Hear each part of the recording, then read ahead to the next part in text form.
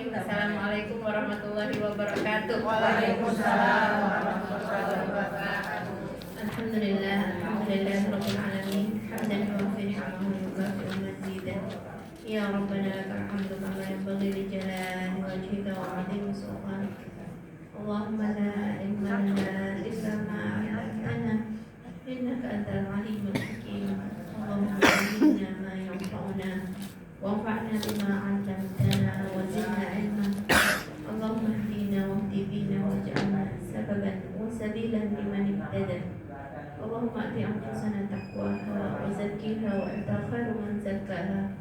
Anta waliyuha wa maulaha ya arhamar rahimin.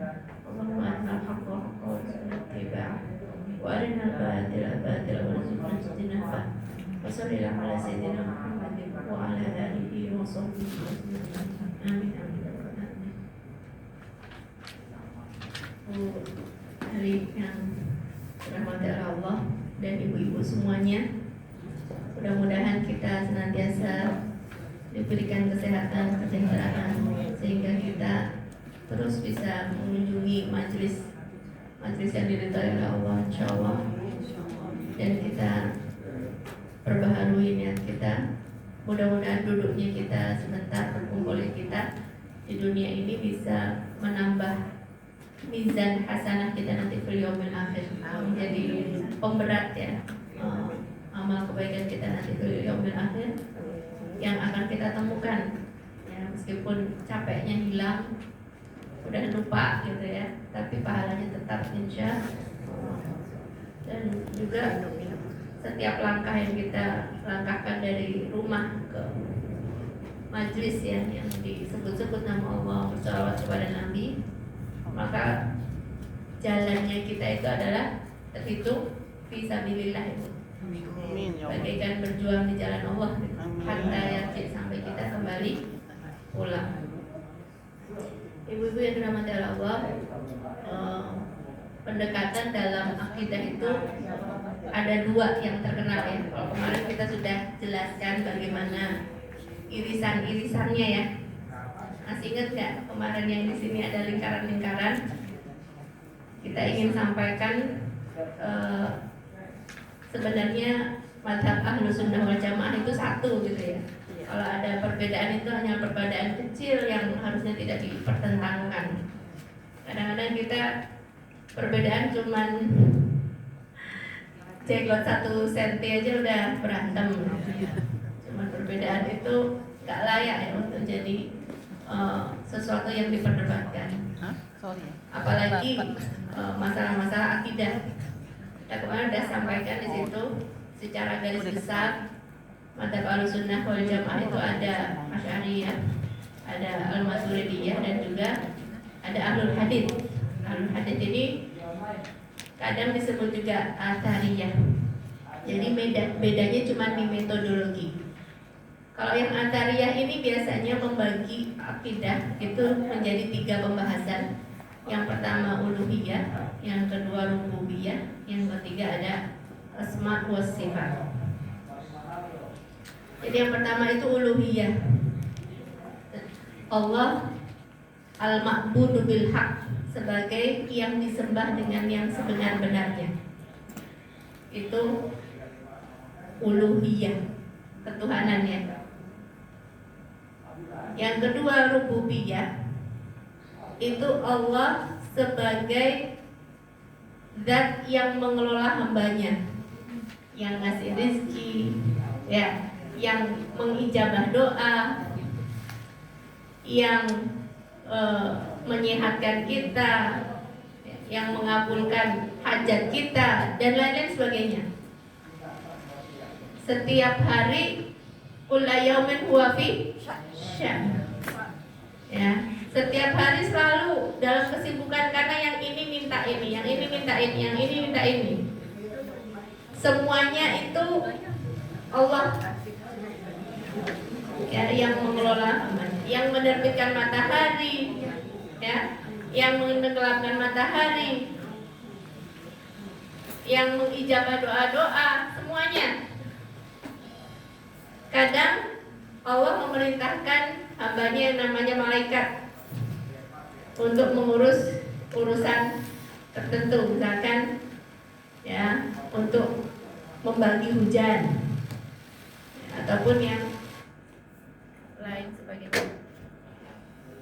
Dan yang ketiga, iya,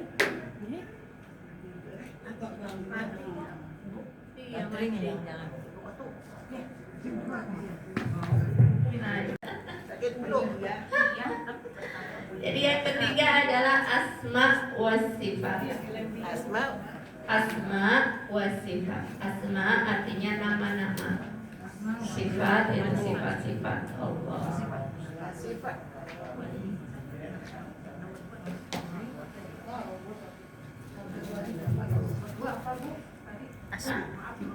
Nomor 2 rububiyah. Nomor 1 uluhiyah. Allah sebagai zat yang disembah dengan sebenar-benarnya. Kalau misalkan ada orang yang menyembah patung atau menyembah kayu misalkan, sebenarnya dia nyembah sang pencipta atau bukan? Yang disembah dengan sebenar-benarnya kan hanya Allah. Uluhiyah. Uluhiyah. Yang kedua rububiyah. Zat yang memelihara hambanya, yang menerbitkan matahari, yang menenggelamkan, yang mengijabah doa, yang menyehatkan, yang menghidupkan, yang mematikan, semuanya. 1, 2, 3 itu sebagai apa? Judulnya tadi Bu. Rububiyah. 1, 2, 3 atasnya. Yang ketiga judulnya. Yang kedua rububiyah.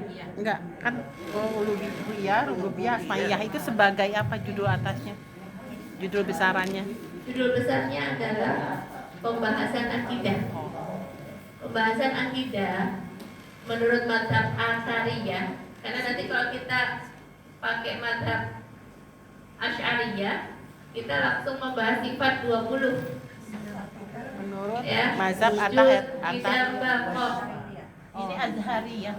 Ini Asariyah.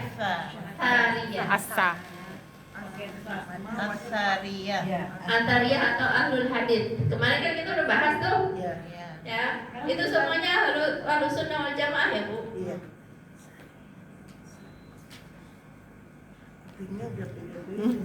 Yang ketiga asma wa sifat, nama-nama Allah dan sifat-sifat Allah.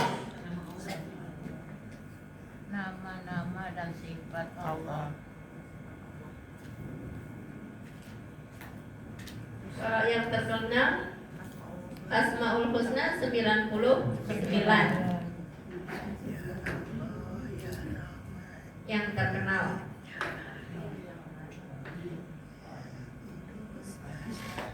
Tapi yang ingin kita bahas di sini ya adalah salah satu nama Allah yang paling terfavorit bagi saya, yaitu nama Allah At-Tawwab. At-Tawwab.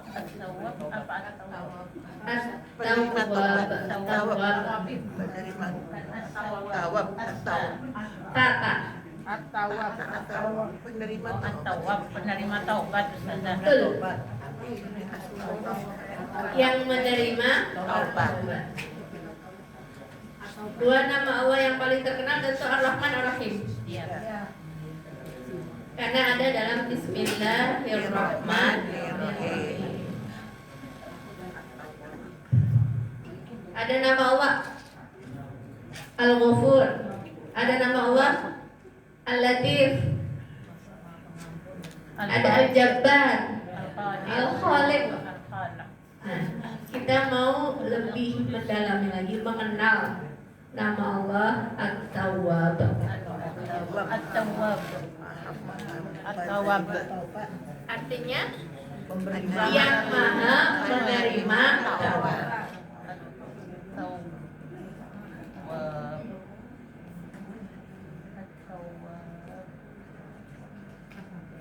Maha penerima taubat.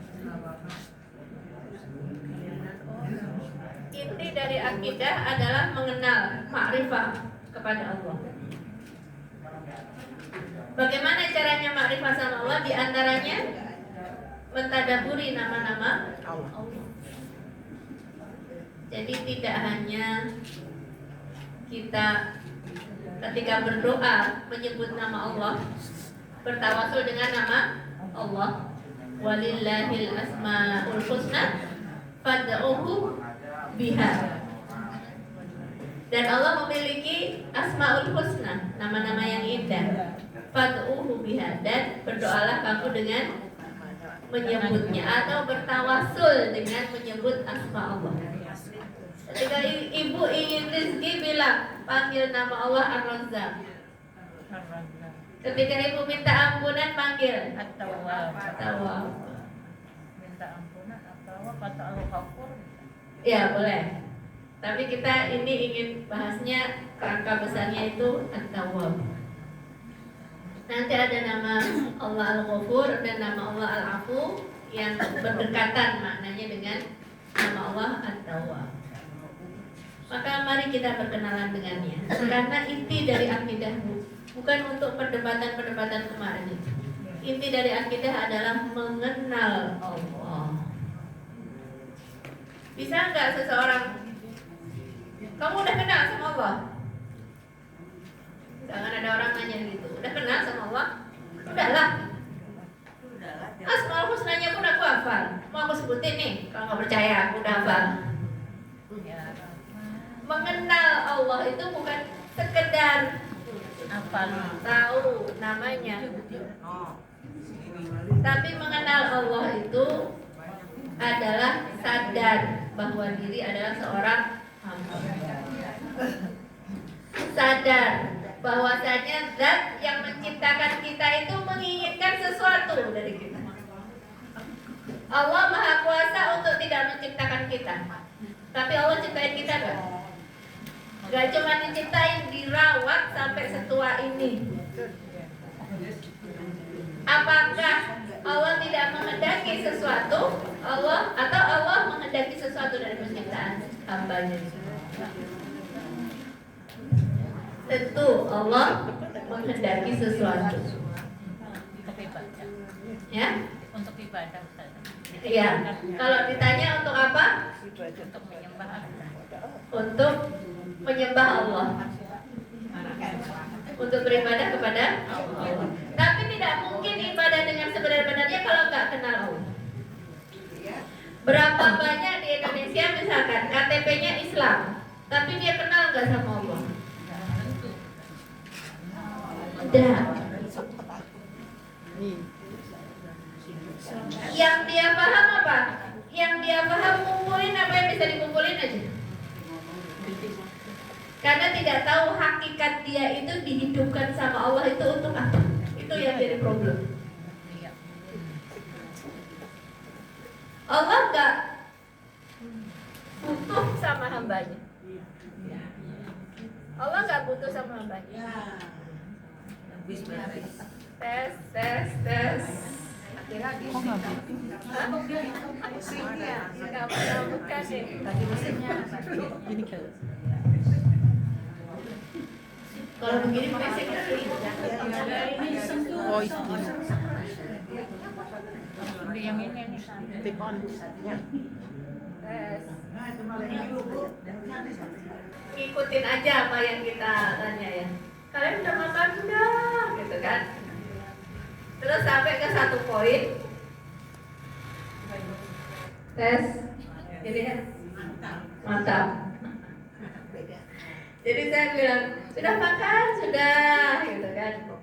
Terus sampailah masalah akidah ya, menyampaikan masalah akidah. Jadi kewajiban kita untuk sholat 5 waktu, gitu kan? Terus saya bilang, Allah butuh tidak disembah sama makhluknya? Butuh. Ternyata belum nyampe, pemahaman itu belum nyampe untuk anak SD yang ke bawah. Tapi bagi kita yang sudah paham, Allah tidak butuh disembah sama apa yang mau dibanggain dari kita. Sudah ada malaikat siang malam, ibadahnya jauh lebih bagus. Kita yang butuh sama Allah yang menciptakan langit dan bumi. Dan Allah berkuasa untuk tidak menghidupkan kita. Misalkan kita lagi di janinnya ibu kita, terus nggak lahir atau gugur, itu maha kuasa sekali. Allah menghendaki sesuatu, inni ja'ilun fil ardi khalifah. Aku ingin menjadikan pengelola bumi. Pengelola bumi ini ya dari anak keturunannya Nabi Adam. Ibadahnya berbeda dengan ibadahnya malaikat. Kalau malaikat itu tidak diberikan nafsu, manusia diberikan nafsu dan dikasih kebebasan. Kamu mau taat boleh, kamu mau maksiat juga bisa, silakan. Tapi masing-masing ada Tanggung jawab. ketika Allah menciptakan itu, ya, dan manusia dikasih nafsu, ya kan? Malaikat disuruh patuh juga, tapi nggak dikasih nafsu. Kalau perbuatannya sama-sama taat, berarti manusia lebih baik dari Malaikat. Kenapa? Karena malaikat gak dikasih nafsu. Tapi di saat yang sama manusia bisa lebih rendah daripada hewan. Daripada hewan. Kenapa? Hewan dikasih nafsu, manusia dikasih nafsu sama nih. Tapi hewan tidak diberi akal, manusia dikasih akal. Kalau perbuatannya sama seperti hewan, berarti dia lebih rendah daripada hewan. Kamu kan dikasih akal, kok nggak dipakai? Kenalnya kita sama Allah adalah ketika kita merenungi. Oh, ternyata Allah menciptakan jagat raya ini semuanya punya tujuan. Dan Allah juga menciptakan saya. Apakah kira-kira tujuannya itu remeh atau tujuan yang tinggi? Kalau tujuannya remeh, ya kan? Allah menciptakan kita cuma buat makan, minum, ngumpulin subscriber misalkan, terus populer misalkan, atau apa yang bikin kita senang aja di dunia terus selesai. Apakah untuk itu kita diciptakan? Tidak. Kita diciptakan dengan satu tujuan untuk beribadah tadi kepada Allah. Wa ma khalaqtul jinna wal insa illa liya'budun. Aku tidak menciptakan jin dan manusia kecuali untuk beribadah kepada Allah. Tapi ibadah kita berbeda dengan ibadahnya malaikat. Karena tadi kita dikasih kebebasan dan yang kedua kita dikasih fungsi yang kedua, tugas yang kedua yaitu sebagai pengelola bumi Allah. Kamu dikasih akal, ya. Maka dipersilahkan bumi yang kaya raya ini, gitu kan? Kelolalah sebaik-baiknya. Kamu juga dititipi harta. Jangan lupakan orang-orang miskin. Malaikat sebenarnya kan protes ya Bu. Ya Allah, apakah Engkau akan menciptakan manusia yang nanti akan menumpahkan darah? Terjadi nggak di Palestina? Iya. Terjadi nggak Bu? Iya. Yang akan membuat kerusakan di bumi dan akan menumpahkan darah. Ya kan? Tapi Allah katakan, aku mengetahui yang tidak kamu ketahui, wahai malaikat. Kamu melihatnya kan sisi negatifnya aja. Sebenarnya sebagaimana manusia bisa menumpahkan darah, manusia itu juga bisa menyelamatkan nyawa. Sebagaimana manusia bisa bikin kerusakan di muka bumi, dia juga bisa bikin perbaikan di muka bumi. Itu bebas pilihan kita. Orang yang sadar ketika dia tahu suatu saat nanti pasti akan ada waktunya hari terakhir kita. Dia sadar hidup ini sementara dan pasti akan pulang kepada Allah. Kayak Umar bin Khattab. Orang-orang nyebut mata fulan, si fulan almarhum. Dan kata Umar apa? Nanti akan ada yang bilang Umar bin Khattab wafat. Itu namanya kecerdasan, namanya makrifat terhadap diri, kenal sama diri. Dan orang yang kenal dirinya maka dia akan kenal sama Tuhannya. Man arafa nafsahu faqad arafa rabbahu. Yang kenal sama dirinya maka dia akan kenal sama Tuhannya. Jadi pertama adalah mengenal Allah. Salah satu nama Allah adalah At-Tawwab, yang maha menerima taubat. Ini salah satu nama Allah terfavorit. Kebetulan Bu saya kemarin habis sakit. Sakit yang sampai dibawa ke IGD. Dan overthinking ya, jadinya apa namanya? Entah kayak mau mati gitu rasanya. Kebetulan saya bikin buku, Bu. Bukunya Ya Tawwab Hamba Ingin Pulang. Ya Tawwab Hamba Ingin Pulang. Buku saya. Masih diedit ya Bu, doain mudah-mudahan segera di. Ya Tawwab hamba ingin pulang kemana? Nah, dulu sama dulu Bu. Kenapa saya bikin buku itu? Karena itu dia nama At-Tawwab itu jadi saya itu senang dengan nama Allah At-Tawwab. At-Tawwab.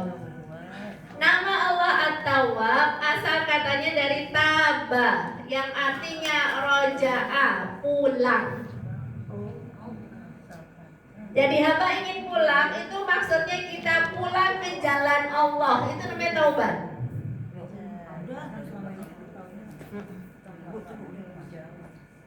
Taba itu artinya kata ulama anaba waraja'a, pulang dan kembali. Itu namanya taubat. Jadi namanya taubat itu pulang. Pulang kemana? Pulang ke jalan Allah. Pulang ke jalan taubat, masuk ke pintu taubat, itu namanya pulang. Makanya nama judul buku saya Ya Tawwab Hamba Ingin Pulang, karena tawab itu artinya pulang. Pas kemarin sakit saya bilang sama suami saya apa? Bi, kalau aku meninggal kemarin kayaknya bukuku viral. Buku saya bakal viral. Karena persepsi orang hamba ingin pulang adalah ingin meninggal. Padahal enggak, maksud dari buku itu adalah taba artinya pulang kembali. Dan memang kita harusnya sudah pulang ke jalan Allah sebelum nanti sebenar-benarnya pulang ke akhirat, ke kubur. Itu kan pasti itu. Kalau taubat yang ini kan belum tentu. Emang bikinnya sesudah sakit atau sebelum? Belum. Terus sakit. Saya cuma nyetak beberapa untuk kalau udah kecetak itu kan ketahuan salah-salahnya tuh Bu. Iya. Tipe-tipenya gitu. Jadi biar apa namanya kelihatan salahnya biar nanti dikoreksi lagi. Gitu. Kenapa Bu? Mau bukunya. Mau lah. Oke ya. Jadi taba itu artinya roja. Dan itu kita ketahui setelah kita kenal kepada Allah yang sebenar-benarnya menciptakan kita. Jadi makna taubat nih sekarang. Apa makna taubat? Hah? Apanya? Jadi teman-teman Bu. Oh ini bab 4. Doain ya Bu, tanggal 2 insya Allah sidang. Insya Allah. Amin. Jadi yang lain itu sebagian udah pada sidang Bu. Saya sebenarnya ada pilihan pada saat itu. Cuman saya itu S1 saya di Al-Azhar itu nggak pakai sidang gitu. Jadinya saya nggak tahu, saya pingin ngorek-ngorek dulu dari teman-teman yang udah sidang sebenarnya gitu. Ditanyain apa? Gitu. Jadinya mohon doanya mudah-mudahan tanggal 2 saya lancar ya Bu ya. Terbaik, bermanfaat tentunya di dunia dan di akhirat. Kembali lagi ke sana dong. Di UIA, Universitas Islam Asy-Syafi'iyah. Ya, Jatiwaringin. Pondok Gede. Asap biasa ini. Ya, Syafi'iyah sini. Asap dengan air. Nggak tanya jurusannya Bu. Ustaznya bukannya kuliah di luar, di mana? Kuliah di luar itu di apa? Al-Azhar. Ah. Di Al-Azhar S1. Heeh. Ini S2 Saya ngambil S2 juga tapi nggak selesai itu di S2 di Al-Azhar sana. Khairul. Sekarang ngambil S2. Kalau Ustaz Manafnya di sana. S2-nya di Al-Azhar kalau suami saya. Jurusan hadis. Perlu dilamar ya. Itu alasan aja Bu.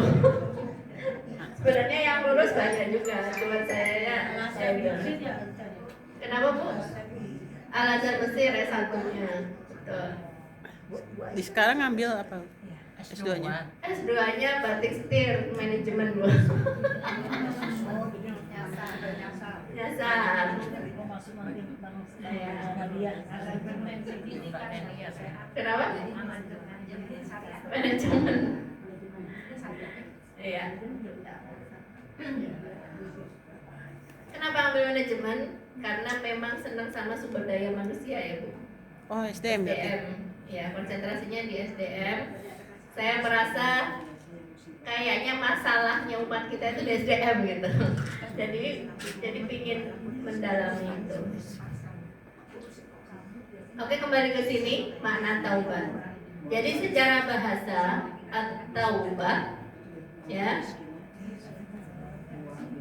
adalah kembali atau pulang. Berkata Abu Mansur, aslu tabah ada ilallahi wa raja'a wa anaba.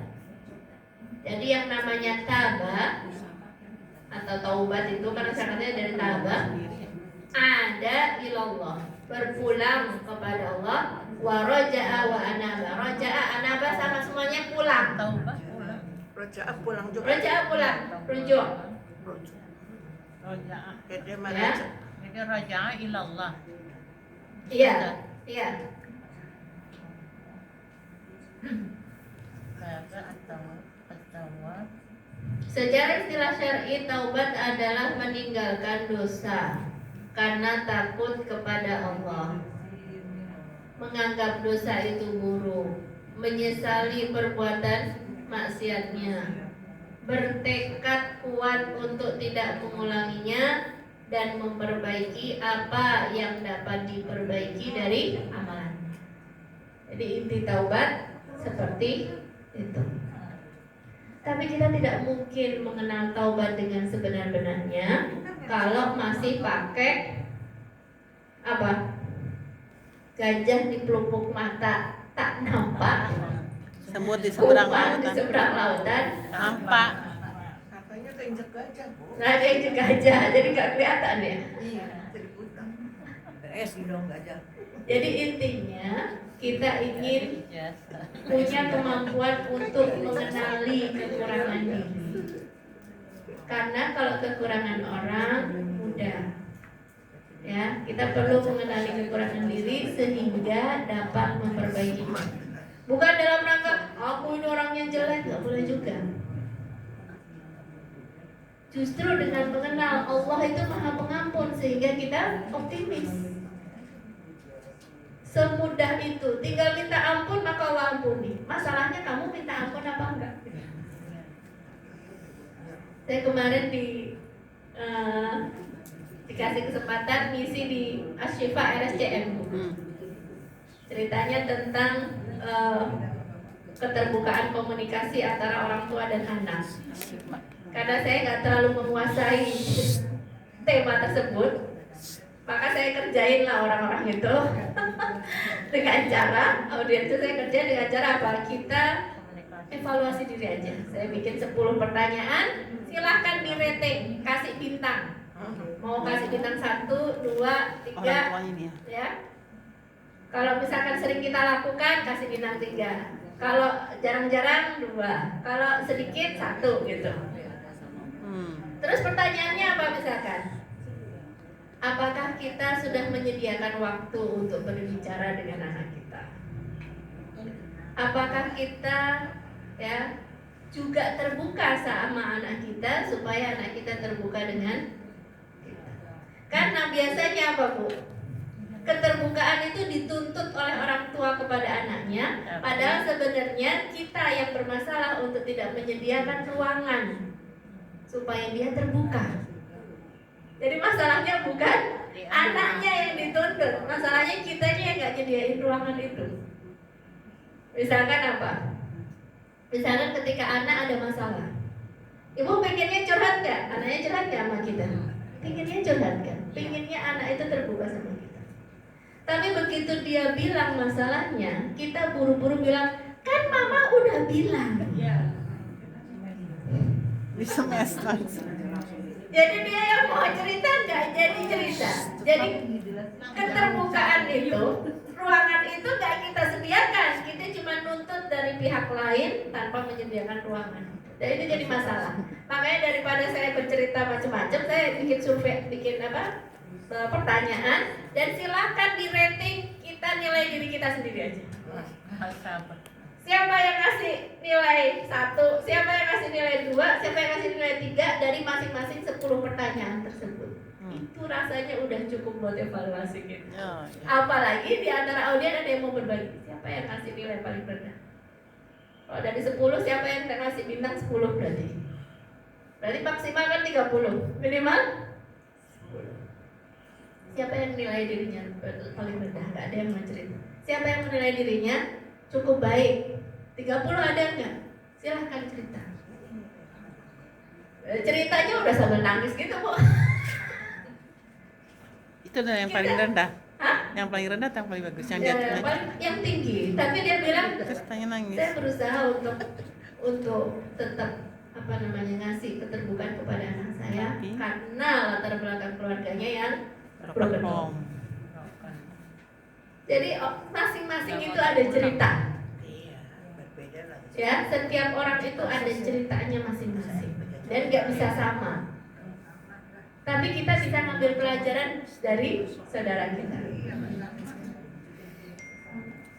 Yang baca surveinya pun ingin nangis rasanya baca pertanyaannya.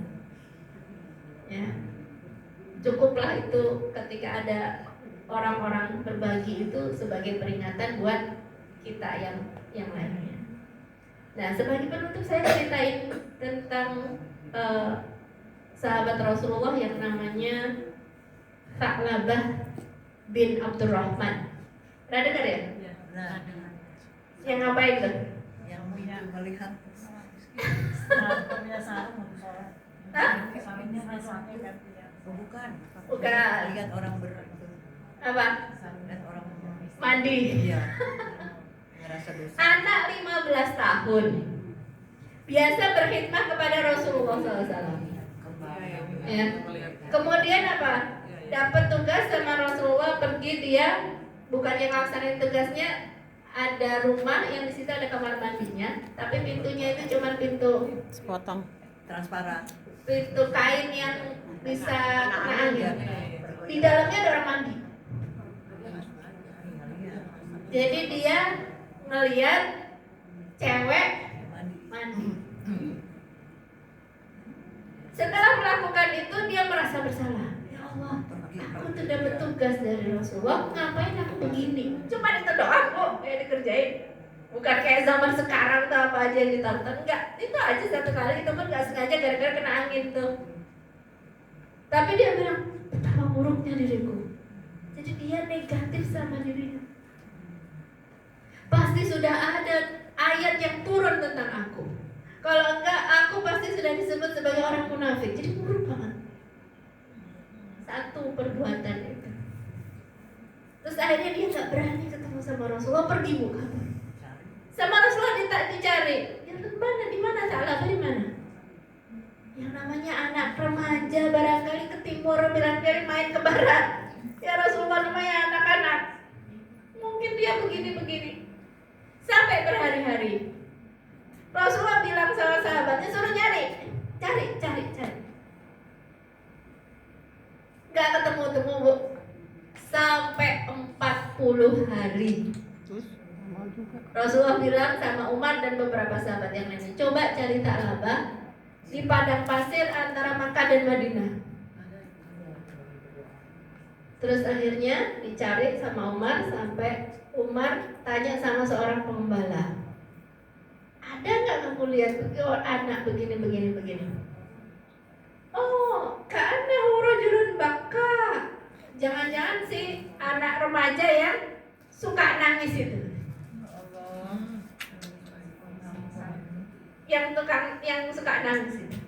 Emang siapa itu? Itu anak kadang kalau sore datang ngambil minta susu, saya perahkan susu 1 gelas, terus dia pergi sambil menangis, berangkat menangis pulang. Terus akhirnya dicari tahu di mana, nah itu cari sampai ketemu, ternyata betul dalam kondisi yang sudah sangat memprihatinkan. 40 hari makanannya nggak jelas, kondisi kesehatannya udah nggak jelas, dan ketemu sama Umar. Apakah ada ayat turun tentang aku? Apakah aku disebut sebagai orang munafik?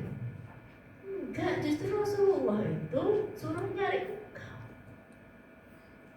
Terus akhirnya Umar datang kepada Rasulullah. Rasulullah udah ketemu, bilang kau berkenan, kau bisa menemuinya di sini, kita anterin.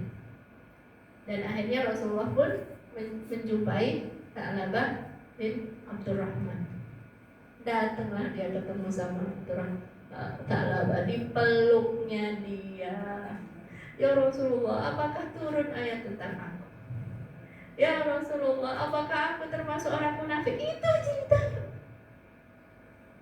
Kemudian sama Rasulullah kepalanya diangkat, ditaruh di paha. Ditaruh di pahanya, nggak mau dia. Ya Rasulullah, kepalaku ini tidak berhak untuk mendapatkan kemuliaan ini. Berada di pahamu ya Rasulullah. Setiap kali dia pergi ditarik lagi sama Rasulullah sampai berkali-kali. Nggak apa-apa, nggak apa-apa. Peluk sama Rasulullah, kepalanya ditaruh di. Kepalaku ini kotor, tidak layak untuk berada di pahamu ya Rasulullah. Emang kenapa? Wahai Tha'labah, kok kamu bilang kepalamu itu gak layak? Terus akhirnya dia cerita tentang 40 malam yang lalu, 40 hari yang lalu, satu dosa yang dia perbuat. Dan Rasulullah membesarkan hatinya, memeluk perasaan dia dan perasaan emosinya dia yang merasa sangat negatif sama diri. Dan subhanallah, sampai pada akhirnya wafat di pangkuannya Rasulullah.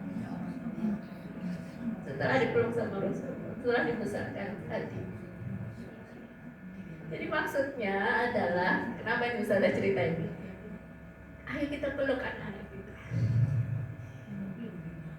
Jadi anak ini jangan negatif sama diri. Kita pun tidak boleh begitu.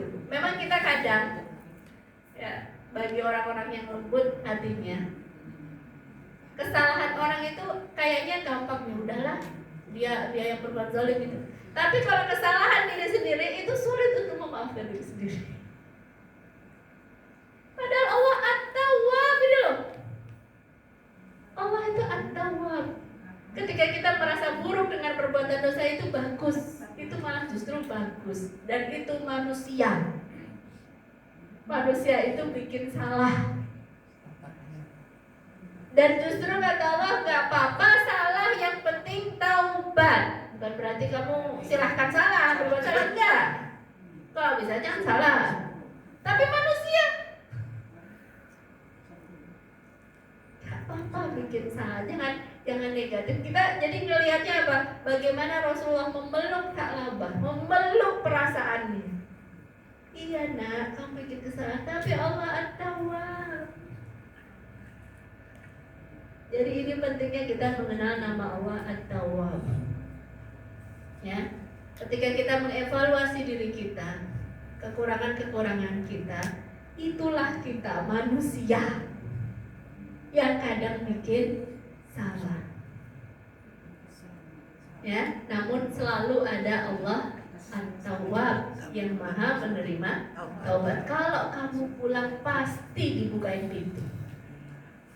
Saya pernah kasih contoh ya. Ini contohnya sebenarnya dari Dr. Amr Khalid nih, penceramah yang ada di Mesir.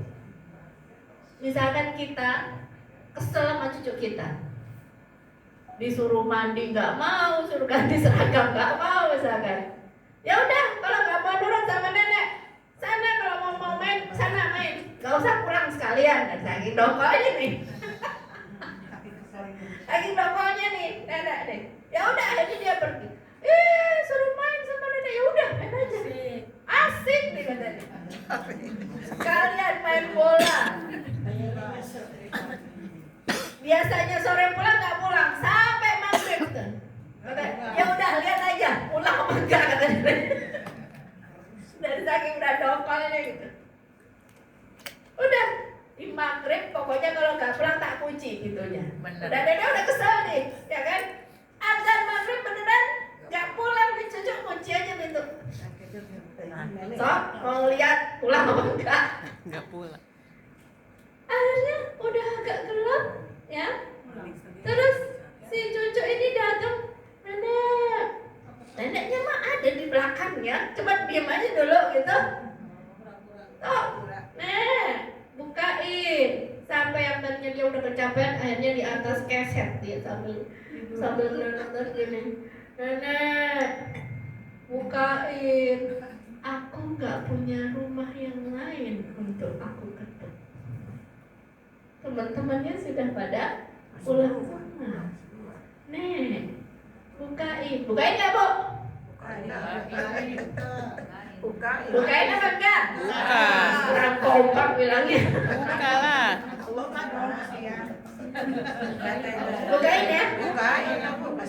Bukain ketika dia sudah tahu aku nggak punya rumah lain, aku nggak punya tempat lain, aku udah capek.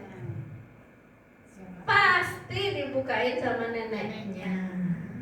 Padahal ibu nggak ar-Rahman ar-Rahim, itu bukan maha pengasih, bukan maha penyayang, itu aja bukain. Padahal tadi udah dongkol. Kagak pulang gak apa-apa deh, serah kalau nggak mau nurut sama nenek. Ibu gak maha pengasih, gak maha penyayang. Tapi kalau cucu ibu yang tadi udah bikin ibu dongkol pun ngetok-ngetok pintu ibu, gak mungkin ibu gak bukain. Lalu bagaimana Allah yang maha pengasih? Jadi berprasangka baiklah kamu. Iya, kita bikin salah. Dan gak ada manusia yang gak salah, itu gak ada. Kullukum khatta'un, setiap kamu itu pendosa. Wa khairul khatta'in at-tawwabin. Dan sebaik-baik yang berdosa adalah yang bertaubat. Yang pulang. Jadi kita harus pulang ke jalan taubat.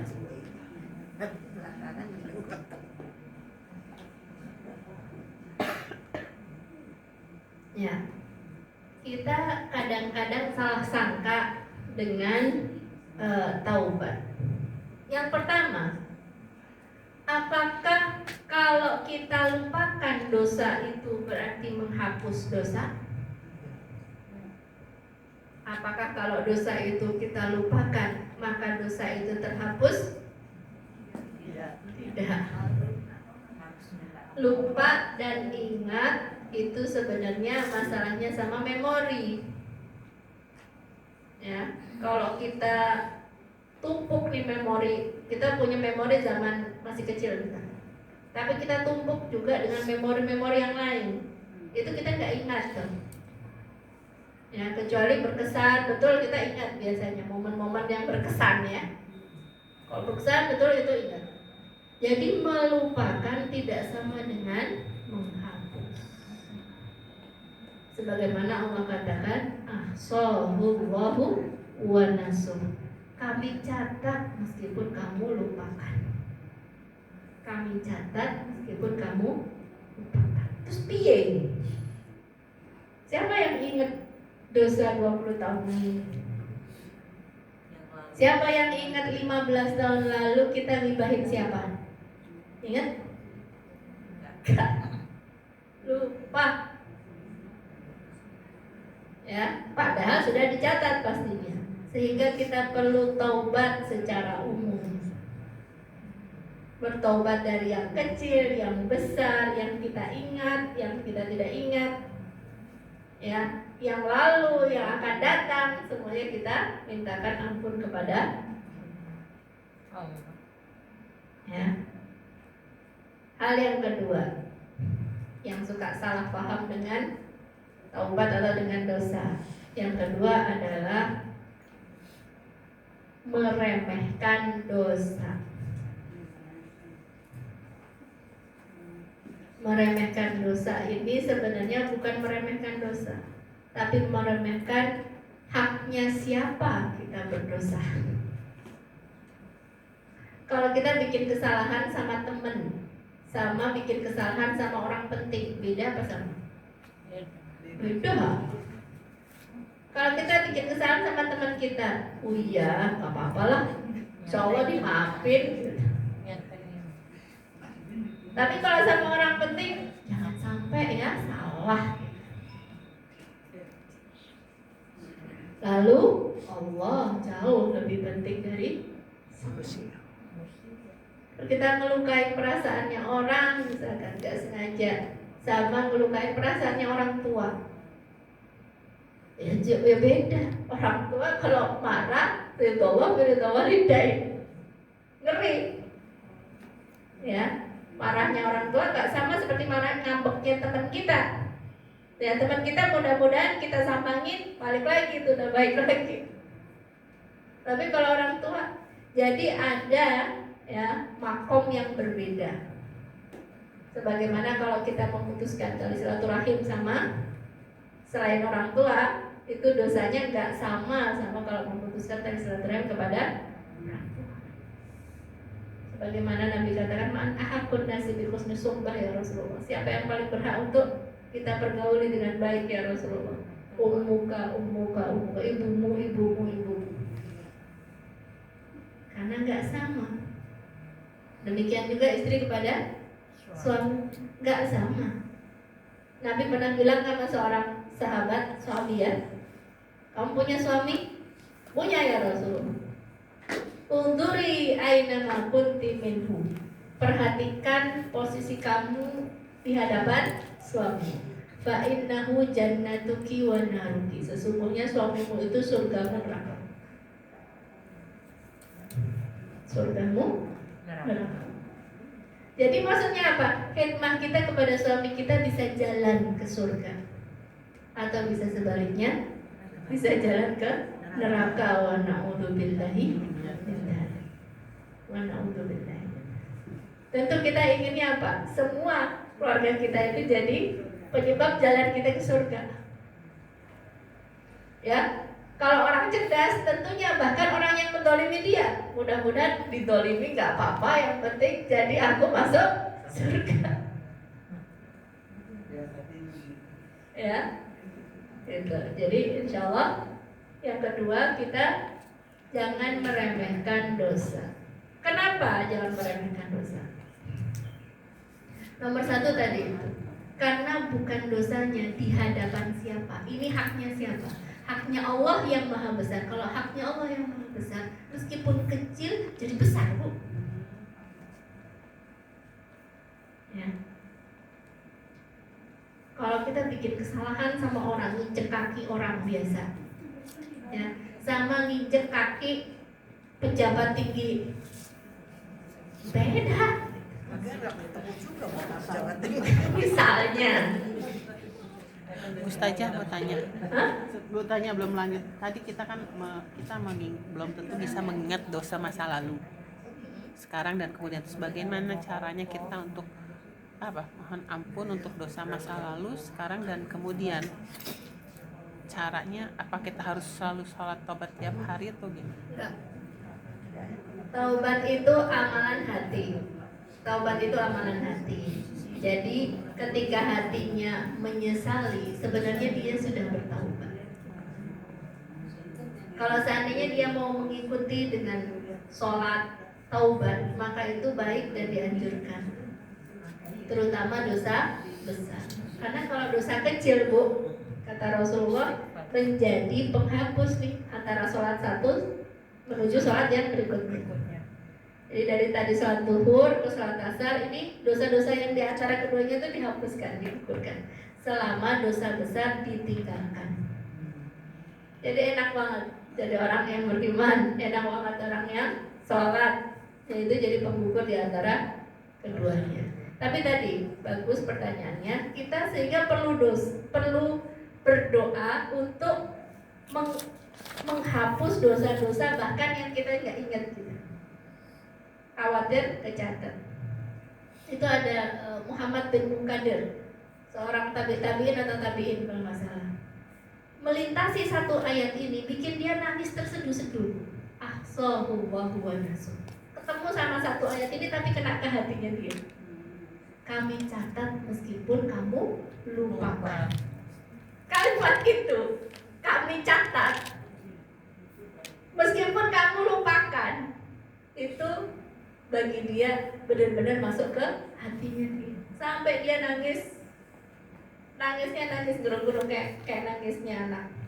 Istrinya melihatnya kesian, akhirnya manggil temannya, suruh menghibur. Coba minta tolong suamiku lagi, tolong dihibur. Udah jangan nangis, kenapa sih? Gitu. Saya ketemu sama ayat ini kena ke hati saya. Asallahu wa nasuh. Terus kata temennya apa? Temennya ikut nangis bu, gara-gara dengar ayat itu sampai kena ke hatinya Muhammad bin Muqaddim. Terus kata istrinya apa? Saya manggil Anda itu supaya suami saya berhenti nangis. Sekarang malah 2 orang yang nangis. Lagi-lagi tuh tambah rame kan. Jadi ibu mau nanya, Ustazah, kalau kan dosa besar itu syirik yang tidak diampuni katanya. Nah, kalau dosa kan ada yang berbuat zina, itu dia merasa dia sudah berbuat, dia bertobat, istighfar, katanya akan diampuni juga dosanya, dihisab maksudnya, dia dihisab, dia akan masuk surga juga. Tapi yang syirik itu bagaimana ya, tidak diampuni sama Allah. bahkan dosa syirik pun diampuni kalau ia taubat dari dalam hati. Yang tidak diampuni itu belum sempat taubat udah mati. Betul. Itu nggak diampuni. Iya. Tapi kalau dosa besar sebenarnya nggak cuma syirik, itu sebesar-besarnya dosa itulah syirik. Tapi dosa besar yang lain ada yang tadi seperti zina, ya, kemudian menuduh wanita baik-baik berzina, kemudian yang lainnya banyak ya bu, saya nggak hafal. Sabun menamubiqat itu dalam Ihya Ulumuddin ada 7 dosa besar. Lari dari medan perang, ya, riba, zina, ya itulah, saya nggak hafal ya bu, diantaranya itu. Tadi yang ayat tadi surat berapa ya? Suratnya ya. Saya tetap apa yang tadi itu dilupakan tapi tetap dicatat.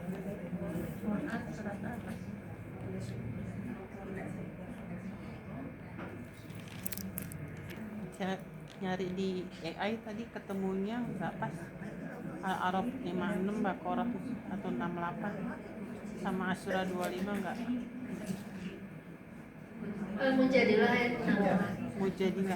Yauma yab'atsuhumullahu jami'an fayunabbi'uhum bima 'amilu ahsahullahu wa nasuh. Wallahu 'ala kulli syai'in syahid. Al-Mujadilah ayat 6. Yes, berapa? Mujadilah. Al-Mujadilah. Halaman 542 kalau ada.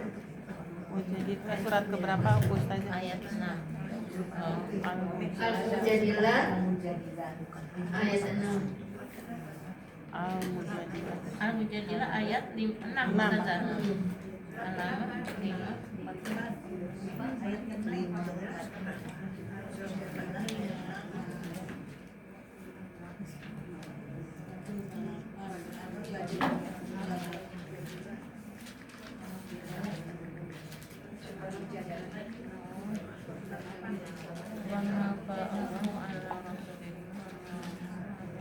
Orang Yauma yab'atsuhumullah, ada yang mau baca temannya?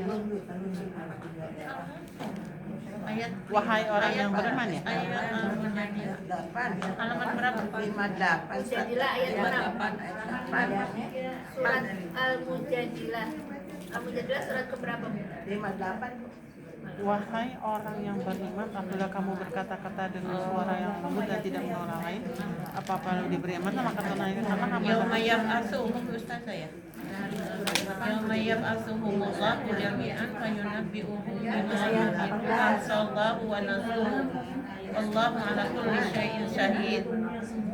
Pada hari itu mereka semuanya dibangkitkan Allah, lalu diberitakannya kepada mereka apa yang telah mereka kerjakan. Allah menghitungnya semua amal perbuatan itu, meskipun mereka telah melupakannya, dan Allah Maha menyaksikan Surat segala 58. sesuatu. ya. Ihsa sebenarnya menghitung, tapi bisa maknanya adalah mencatat. Jadi dosa itu dicatat, dihitung, diperhitungkan, tapi dilupakan oleh kita.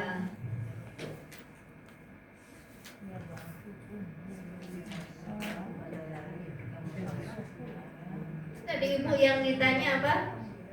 Saya sampai lupa. Bu, tadi pertanyaannya apa? Yang sirik. Ya, jadi kalau dia sempat taubat, mudah-mudahan diampuni, insya Allah diampuni. Tapi kalau dia meninggal sebelum taubat, nah itu berbahaya. Jadi yang pertama kali kita harus taubat adalah dosa syirik, dari dosa syirik. Karena bahaya kalau kita nggak sempat taubat. Jadi yang dulu mungkin pernah berdukun, mungkin dulu apa ya, yang paling gampang itu percaya lamaran bintang gitu. Itu termasuk syirik ya. Iya. Iya. Ke orang pintar, berarti kita bodoh ya Ustaz. Ke orang pintar. Ya. Nah, kalau dosa-dosa yang lain gimana? Ya kalau dosa besar. Dosa yang lain selain syirik itu dapat peluang ampunan. Kalau meskipun dia belum sempat taubat. Jadi kalau dosa besar seperti syirik itu harus taubat. Tapi kalau dia sudah taubat, diampuni, insya Allah. Tapi kalau dia belum sempat taubat, mati. Nah itu masih mungkin dengan kasih sayang Allah ampuni. Karena dosa besar ya. Selain syirik, kalau syirik enggak. Syirik harus taubat dulu. Itu yang bahaya. Zina, Zina udah sempat taubat belum? kalau belum taubat, Kalaupun belum sempat taubat, bisa saja dengan kasih sayang Allah ampuni. cuman kita kan nggak tahu gimana. Tapi nggak ada jaminan. Nggak ada jaminan. Nggak ada jaminan. Itu tinggal kerahiman Allah. Nah itu bahayanya, nggak ada jaminannya itu. Jadi kalau kita dipanjangkan umur kita, sebenarnya itu untuk taubat, Bu. Taubat ya Ustaz. Untuk taubat. Jadi mungkin ada dosa-dosa yang belum dimintakan ampun, belum ditaubati, maka dikasih kesempatannya 1 hari lagi buat taubat. Dan jangan disia-siakan. Caranya, Ustazah, yang namanya Caranya taubat tadi. Taubat itu amalan hati. iya amanah. Jadi ketika dia sadar bahwasanya ini dosa, gitu kan, dia menyesal, maka itu udah taubat. Istighfar aja, istighfar. Istighfar, kemudian mengikuti perbuatan buruknya dengan perbuatan baiknya, berjanji untuk tidak. Tapi intinya adalah amalan hatinya itu dia ada penyesalan nggak dalam hati. Hadir hati. Tapi kalau nggak ada penyesalan, lu kagak tahu zaman gue muda, katanya. Nyesal nggak itu? Nantangin. Lo kagak ngerti gue zaman itu. Kira-kira nyeritain itu dalam keadaan hatinya perih atau dia bahagia jalannya? Sekali lagi, taubat itu adalah amalan hati. Meskipun kita dianjurkan untuk sholat taubat. Sholat taubat itu nggak ada, Nabi yang namanya sholat taubat nggak ada. Yang disebut sama Nabi itu barang siapa berwudu dan membaguskan wudu, kemudian sholat 2 rakaat dan dia baguskan sholatnya, kemudian mohon ampun kepada Allah, pasti Allah. Salat itu wudu ya Ustazah. Salat Itu sholat taubat. Itu sholat taubat. Ada lagi namanya awabin. Nah itu apa bedanya? Sholat awabin itu pada saat duha. Berarti awalnya sama dengan duha Ustaz. Beda. Ya, bisa jadi. Bukan sudah maghrib, Bu? Awalnya sama dengan duha kan Ustazah ya. Salat awabin, kata Nabi, ketika anak unta merasakan panasnya, Ya berarti sama dengan itu namanya salat awabin. awabin sama Niatnya? juga dengan taubat itu Ustazah. Niat. Salat Salat awal sunatan boleh, awal. salat duha juga boleh. Jadi waktu duha itu riwayatnya banyak. Ada yang di awal waktu duha, ya. namanya syuruk. Ya. Padahal bukan syuruk, 15 menit sesudah syuruk. Bukankah syuruknya, Bu? Sudah 15 menit. Oh, Ya. 15 menit sesudah syuruk. Jangan pas syuruk langsung ibu sholat. Nggak boleh. Nggak boleh. Dosa. Iya. 3 waktu yang dilarang. Iya. Tahu ya? Iya. 3 waktu yang dilarang adalah syuruk sampai 15 menit. 15 ya Ustaz. 15 atau 13 menit sebelum adzan zuhur. Habis asar sampai adzan maghrib. Dah. 3 waktu yang dilarang. Saya ulangi. Iya. 1. Syuruk. Syuruk Syuruk. sampai 15 menit sesudah syuruk. 15 menit atau kurang lebih 13, nggak sampai 13. Sebelum adzan zuhur. Jadi pas matahari di atas kepala. Karena adzan zuhur itu bukan pas di atas kepala, tergelincir sedikit itu baru masuk waktu zuhur. Maksudnya nggak boleh sholat Nggak boleh. apapun. Sabar. Kaget gitu sih bu. Tegang gitu. Terus kadang-kadang duha sudah mepet juga. Terus yang ketiga, habis asar sampai adzan maghrib. Dah. Ada yang mengatakan ketat nih, ya. Kalau sholat secara umum nggak boleh. Tapi kalau menurut Syafi'i, kalau datus sabab ada penyebabnya maka boleh. Misalkan gini, pas sebelum azan zuhur ibu masuk ke masjid, kan datus sabab sholat 2 rakaat sebelum sholat yang lain, tahiyatul masjid, ya kan? Ayo masjid dulu ya. Padahal waktunya waktu yang dilarang, nah itu boleh. Karena ada sebab ya. Cuman kalau ibu nggak biasa sholat itu, tahu-tahu di 3 waktu itu mau sholat, jewer aja. Orang nggak biasa malah ngambil waktu yang dilarang. Nah, jadi sholat awabin kata Nabi ketika anak unta merasakan panasnya. Yang antara maghrib dan isya itu namanya sholat apa? Pada maghrib. Ya, ada yang menyampaikan masalah sholat itu ya, orang yang beberapa tahun nggak sholat misalkan, maka dia sholat antara maghrib dan isya, maka akan diampuni dosanya. Yang lebih tepat dari riwayat itu sholat awwabin itu adalah pada saat duha itu tadi. Sedangkan memperbanyak sholat sunnah di waktu-waktu yang lain maka itu baik. Sholat sunnah itu diperbanyak bagus. Tanpa menyebut sholat apa gitu. Oke, sholat ada 2 macam. Sholat sunnah itu ada 2 macam. Sholat sunnah mutlak, sholat sunnah muqayyad. Oke, sholat sunnah mutlak itu nggak ditentukan berapa rakaat, bebas tanpa menyebut mau sholat apa nawaitunya. Sholat mutlak titik. Muqayyad. Yang kedua sholat sunnah muqayyad. Sholat sunnah muqayyad itu yang tertentu. Ya, yang tertentu yang paling utama tentu witir. Sholat sunnah yang paling utama itu witir. Ini muqayyad Itu masuk. muqayyad. Kan tertentu kan itu. Iya. Muqayyad itu tertentu. Yang paling utama itu sholat witir, karena Nabi melaksanakannya baik mukim atau musafir. Jadi walaupun Yang kedua rawatib. Iya. Barang siapa sholat 12 rakaat maka akan dibangunkan rumah di surga.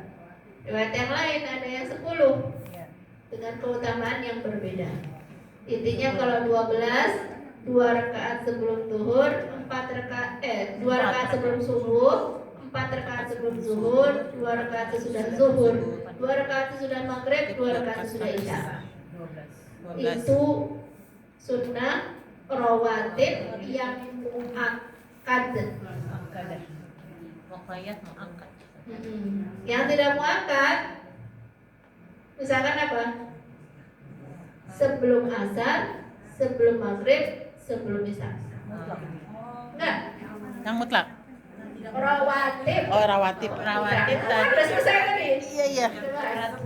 Rawatib tapi tidak muakkad. Oh. Tapi baru muakkad. Oh. Kalau seandainya waktunya sempit, sholatnya yang muakkad saja. Gitu. waktu lebih utama dari yang baru. Layar muakkad. Sunnah rawatib yang tidak muakkad apa Bu Ustazah? Yang tidak muakkad. Ya, tidak. Sebelum Sebelum asar, asar. sebelum maghrib, sebelum isya. Sebelum maghrib udah masuk waktu maghrib ya Bu. Karena tadi kalau belum masuk maghrib namanya bukan sholat maghrib. Jadi waktunya sudah masuk sholat maghrib, udah adzan. Terus belum sholat, kita udah wudhu. Jamaah belum.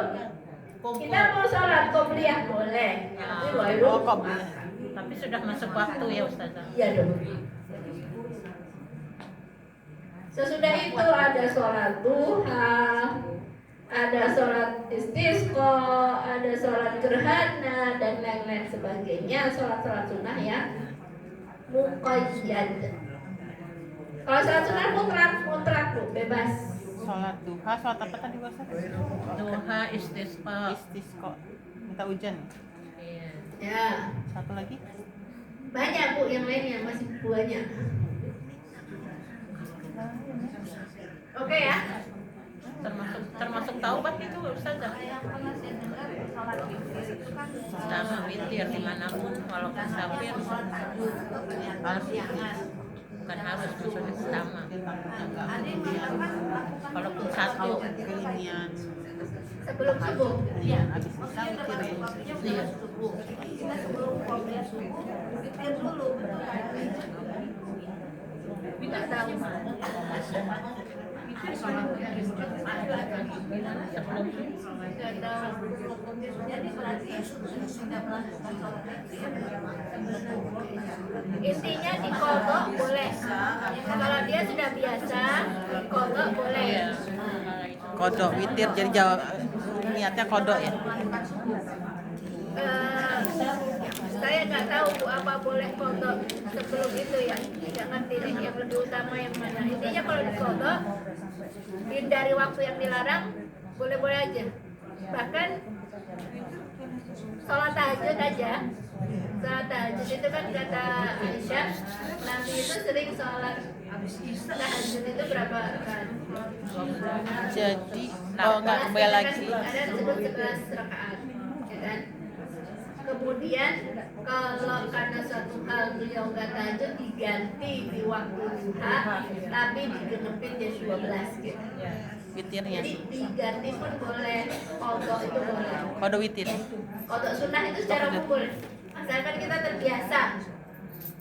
Kita terbiasa melakukan. Misalnya sholat duha, kemarin nggak sempet nih. Terus hari ini sholat duha, terus kodok duha. Boleh. Boleh. Atau dibanyakin. Misalnya biasanya duhanya 4 nih, nih. Tiap hari 4, 2. Terus kemarin kan lupa nggak sempet lah ya. Jadi hari ini jadi 8 atau saya tetap 4 tapi kodok 4. Bebas. Bebas. Jadi kalau kodoknya kodok sunnah itu bebas. Kapan aja boleh Ustazah. Hindari waktu yang dilarang ya. Iya, Ya. kecuali waktu yang dilarang itu. Jadi waktu itu saudara tante saya nih, dia bilang saya lagi sholat duha dia bilang, tapi nggak lama Azan zuhur. ya nggak boleh. Tapi saya saya di Jakarta di Palembang waktu saya bilang saya lagi sholat duha mulai duha, nggak lama dia ngomong tak gitu dengar saya denger azan di Jakarta, posisi beliau di Palembang. Kita dulu. Yang lagi ngerjain Azannya itu azan Jakarta. di Jakarta Ya. apa azan di Palembang? Azan Jakarta sih. Ada di Tapi kan perbedaan waktu antara Palembang dan Jakarta nggak sama. Ya, kalau nggak sengaja berada di mana? Sekarang kan udah tahu. Kalau udah tahu berarti ke depan jangan. Bukan saya, tante saya bilang gitu kan, bahwa ya udah saya lagi sholat duha gitu kan. Iya sebentar saya juga lagi mau makan. Nah itu nggak azan Jakarta berkumandang dan posisi dia lagi ngomong dia lagi mau masih sholat duha. Ya enggak. Itu. Artinya dia belum ngerti ya. Sesuai waktunya kan Ustazah. Tempat Nggak beda sedikit kan Jakarta Palembang nggak sejam. Iya berarti sesuai di mana dia berada kan. Kalau dia azannya di Jakarta, posisi ada di Palembang. Yang ngikutin Palembang. Dia pikir kan antara Palembang Jakarta kan nggak jauh bedanya waktu. Ikutin adat setempat, Bu. Sesuai dengan Bagus, Bu. Ngomongin sholat, Boleh. Ya enggak lah. Nanti malam nggak usah mikir lagi. Jangan ada dalam satu malam. Iya, makanya harus hati-hati berarti. Itu ngingetin sama tante, jangan sampai dia sholat di waktu terlarang gitu. Iya benar. Iya. Sholat tahajud itu kan sunnah. gue pengen 4M aja nggak mau. Sholat sunnah. Jadi babnya jangan apa namanya nyalahin orang jangan, tapi Iya. kita ngajak. Iya, jangan sampai saya juga mungkin pernah berbuat seperti itu kan, mepetin ke ini ya, usaha dengan adanya hadir di sini buat tahu bahwa itu adalah sholat duha itu ada waktunya. Minimal misalnya 13-15 menit sebelum itu udah kita mesti lihat waktunya dan kita harus tahu itu. Kayaknya saya pernah lakukan itu juga. Itu nanya ngaji. Oke. Jadi tadi kembali ya, sholat taubat. Nah, sholat taubat termasuk sholat sunnah. Sholat diperbaiki wudhunya, diperbaiki sholatnya, kemudian mohon ampun istighfar. Sholat hajat juga mirip-mirip kayak gitu, Bu. Mulai dari wudhu udah dibagusin, sholatnya juga dibagusin, kemudian berdoa kepada Allah, maka Allah akan ijabah. Insya Allah.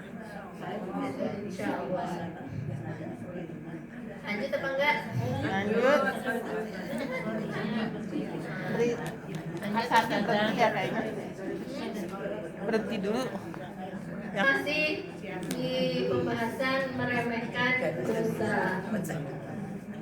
Yang pertama tadi di hadapan siapa kita berdosa? Kalau di hadapan Zat yang Maha Kuasa, maka yang kecil pun jadi besar.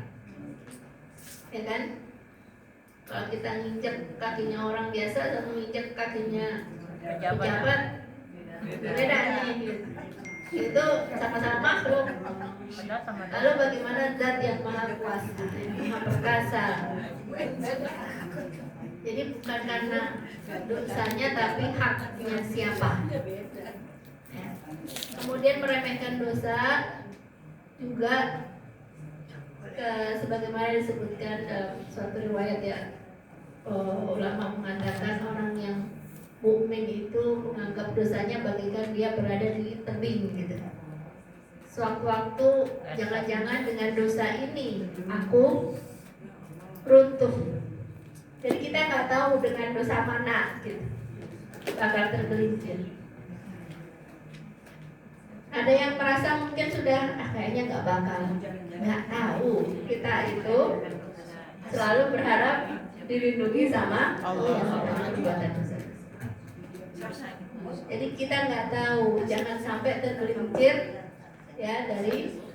Jadi kita kadang kalau kamu melihat orang lain berbuat dosa dengan suatu dosa, jangan kamu remehkan.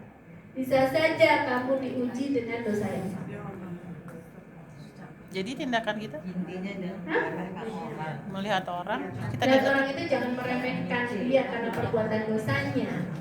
Karena kita pun tidak selamat Saya. dari khawatir diuji dengan dosa yang sama. Jadi kalau kita mereka dia lihat kita menginginkan jangan dia berbuat, kita menghindar. Kita mengingat, tapi jangan maksudnya betapa mungkin kita menghina atau apa. Ya karena kita pun sebenarnya diselamatkan oleh Allah dari berbuat dosa tersebut dan kita ingin terus diselamatkan.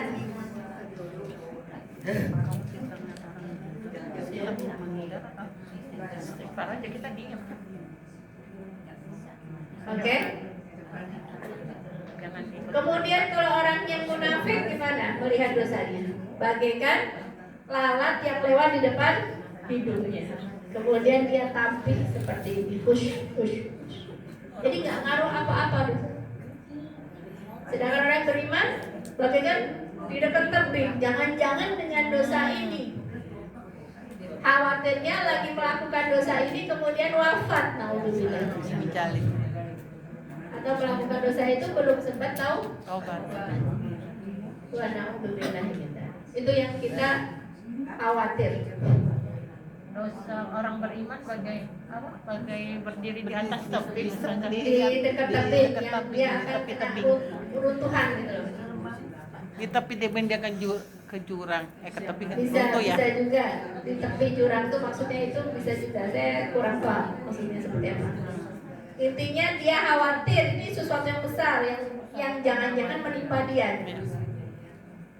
Tapi kalau lalat itu bagaikan sesuatu yang dianggap remeh. Allah, semua orang juga ngerjain. Iya. Semua orang juga Anggap ngerjain. remeh. Jadi itu meremehkan. Dan kita nggak boleh meremehkan.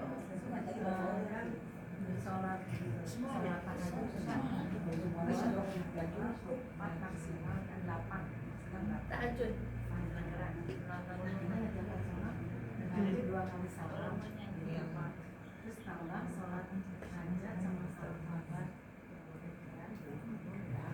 Bebas ibu, bebas.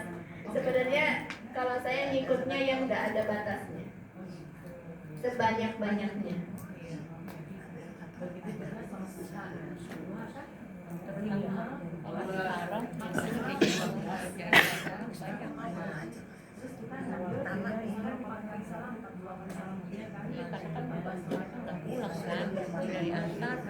Bebas.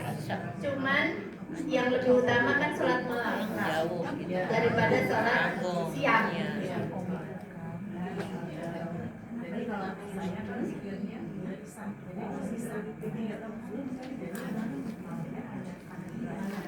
Boleh. Jadi habis tahajud mau sholat hajat, habis sholat hajat mau sholat taubat, boleh-boleh aja. Mau digabung boleh juga. Hajat Karena itu tidak bertentangan. Sholatnya waktu malam berarti udah kena tahajudnya. Tadi udah membaguskan wudhunya, sholatnya juga dibagusin, kemudian istighfar. Ya udah sholat taubat juga itu namanya. Ya, sama-sama. bebas sih ya, makanya tapi hajat bebas. Yang ketiga, kita sering melalaikan kondisi manusia saat di padang mahsyar. Bagaimana dia melihat dosanya. Kita Sering melalaikan Kondisi manusia sebenarnya di yaumil akhir gitu ya secara umum. Bagaimana kondisi manusia di hari akhir?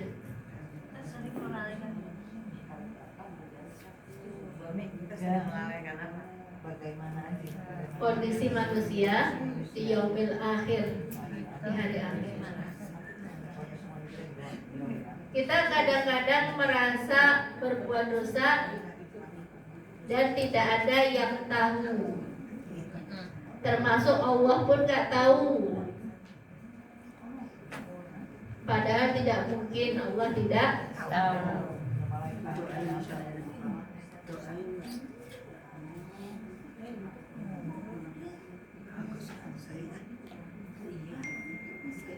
Yauma tubdas sarair. Hari ketika rahasia-rahasia dibongkar. At-taghabun apa artinya? Memperlihatkan ke itu dosa-dosa. Ketika dosa-dosa diperlihatkan.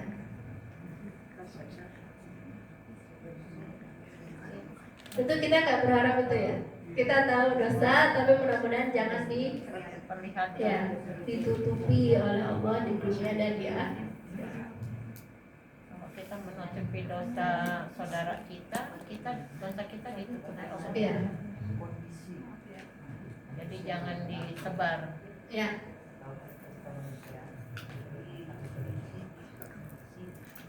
Dah dikasih air lagi ekstra.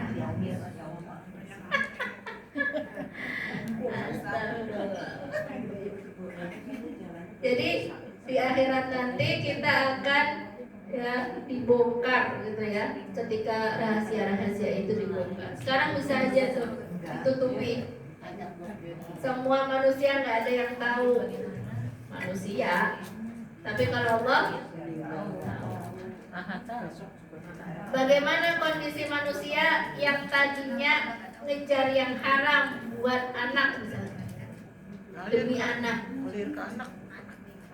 Demi anak, jangankan yang halal, yang haram juga dicari. Kepala jadi kaki, kaki jadi kepala. Katanya buat anak, dari saking sayangnya sama anak. Kalau sayang sama anak, dia nggak akan kasih makan yang haram. Kenapa? Karena setiap daging yang tumbuh Iya ke darah. dari sesuatu yang haram, maka api neraka lebih berhak untuk membakarnya. Kalau udah terlanjur, tobat. Semudah itu. Kalau dia haknya orang, dikembalikan. Ya. Kondisi orang tua sama anak, pengennya ketemu apa nggak ketemu nanti? Pengennya Pengennya ketemu, kumpul lagi. Tapi yang disampaikan oleh Allah dalam Al-Quran apa? Yauma yafirrul mar'u min akhihi wa ummihi wa abihi. Hari ketika seseorang lari dari saudaranya, dari anaknya, dari orang tuanya, dari siapa? Namatin Yang lebih unik lagi dalam Quran surah apa bu?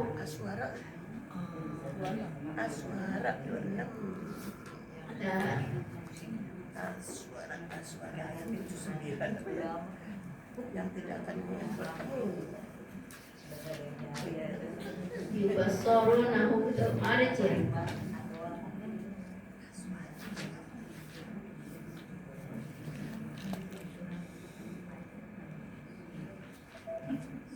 Quran surah Al-Ma'arij ayat 11 tuh. Yubassarunahu yawaddul mujrimu law yaftadi min 'adabi yawmi idzin bi bani wa sahibatihi wa akhihi wa fasilatihi allati tuwi wa man fil ardi jami'an Ayat berapa? Al-Ma'arij 70. 170. 170 ayat ayat 11 yang sedang saling melihat ya pada hari itu yang 11 sampai 14. Coba Ibu baca. sedang mereka saling melihat. Bismillahirrahmanirrahim.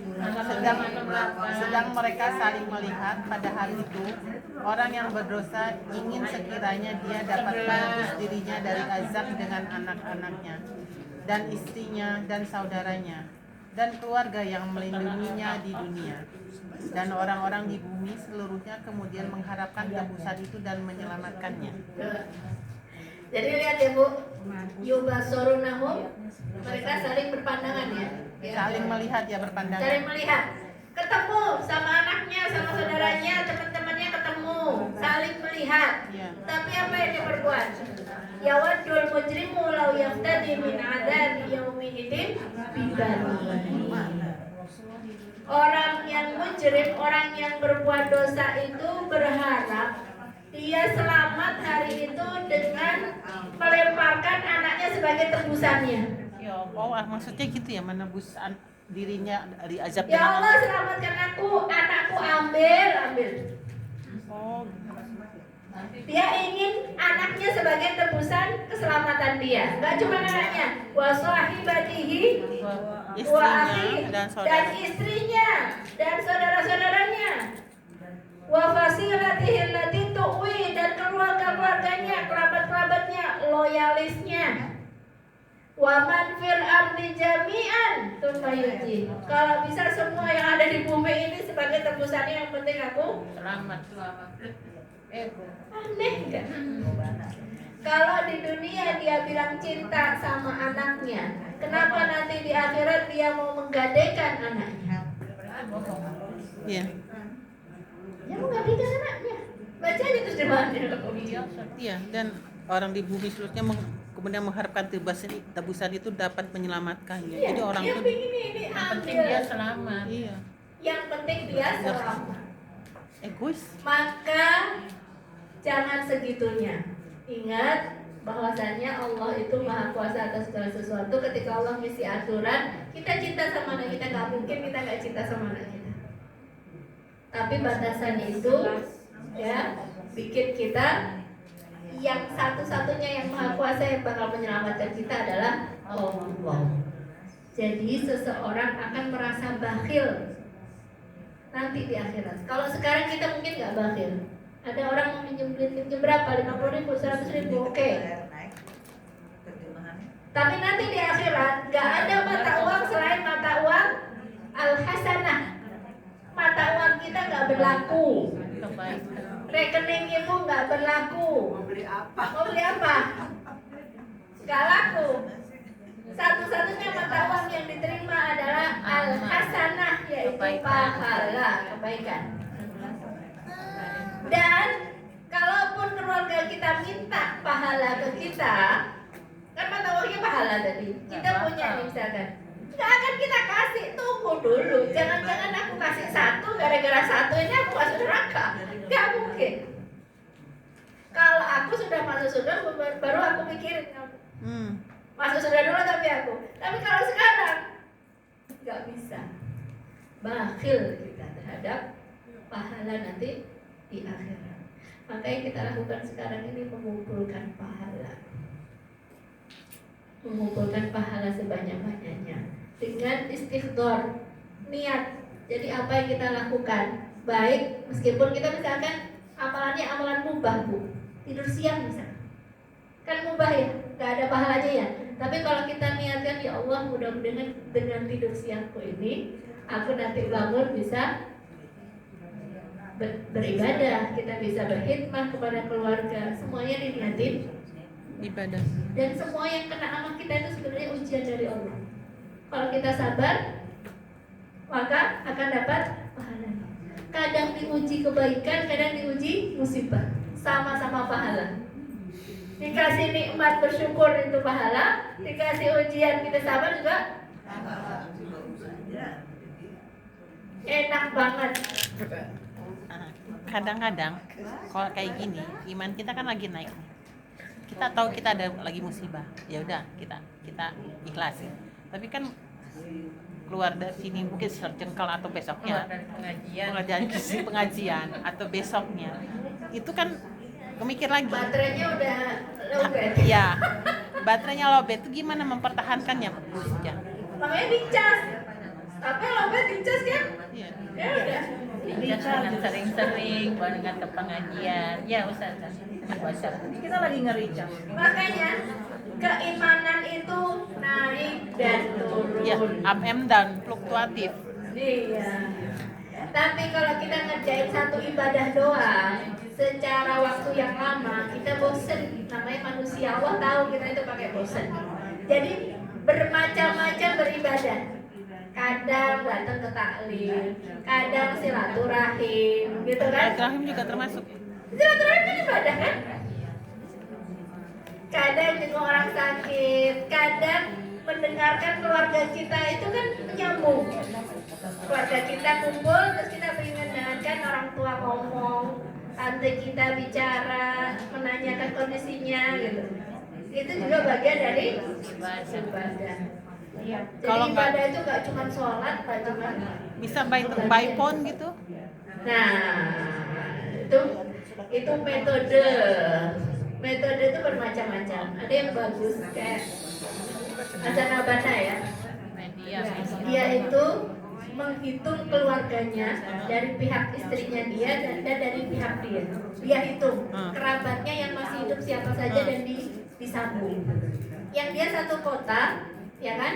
Dia datang bawain buah kek, bawain apa.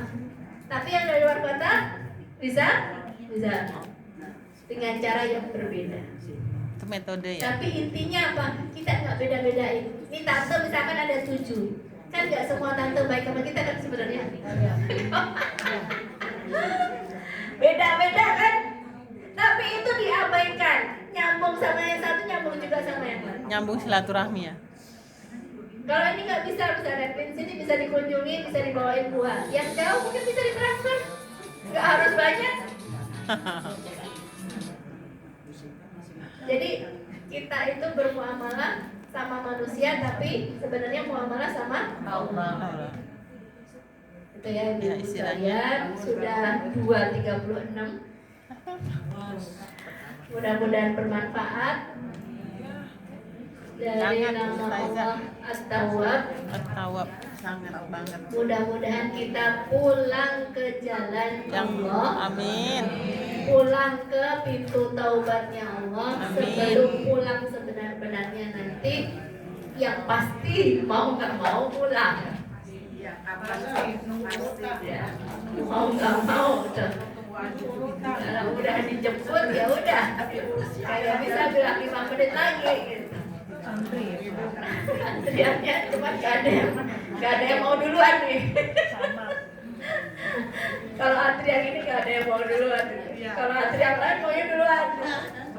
Apalagi yang gratis. Apalagi yang Ustazah, kadang-kadang yang sudah Ya, gini. jadi ini intinya tawab itu amalan hati ya. sama Allah At-Tawwab. Asmaul Husna, Bu. Jadi semua kembali ke hati kita masing-masing. Jaga hati. Ustazah, kadang-kadang gini, kita dalam lingkungan ya. Kita ini terus ada orang si Anu ngejelekin gitu.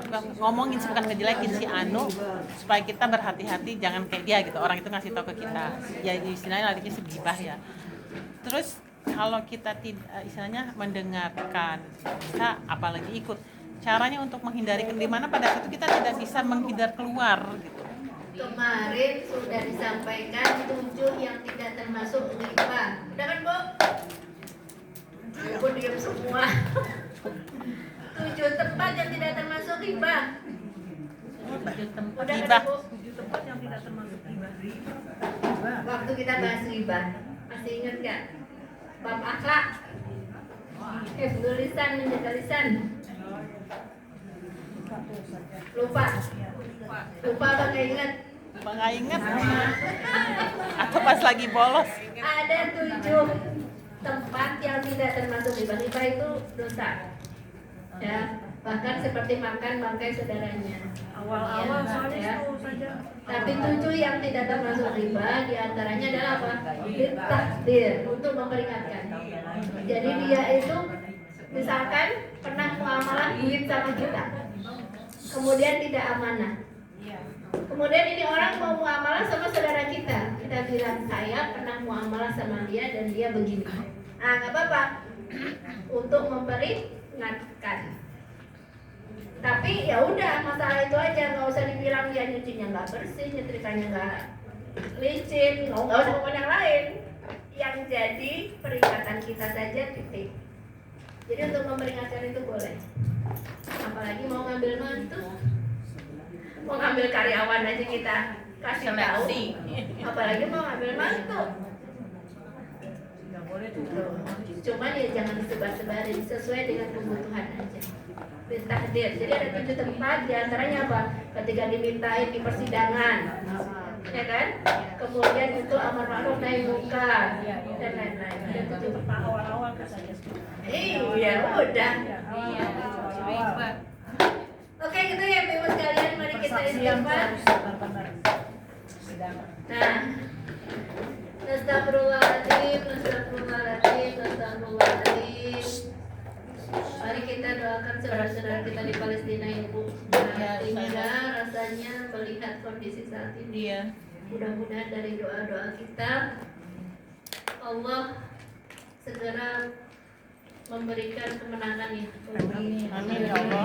Palestina dan anak-anak yang kelaparan itu. Amin, ya Dan Allah. semua warga Palestina yang kelaparan itu dikasih rezeki sama Allah dari tempat yang tidak diduga-duga dan mereka mendapatkan kemerdekaan, kebahagiaan, bebas di negaranya sendiri dan juga bisa beribadah dan bermuamalah dengan baik. Amin. Ala dunia wa kulli niyatin salihah. Al-Fatihah.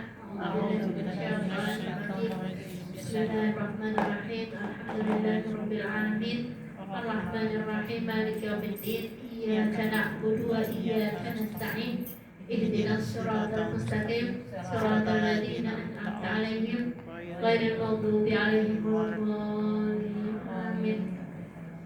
Dan kafaratul majlis subhanakallahumma wa bihamdika asyhadu an la ilaha illa anta astaghfiruka wa atubu ilaik. Mohon maaf lahir dan batin. Wassalamualaikum warahmatullahi wabarakatuh. Waalaikumsalam warahmatullahi wabarakatuh.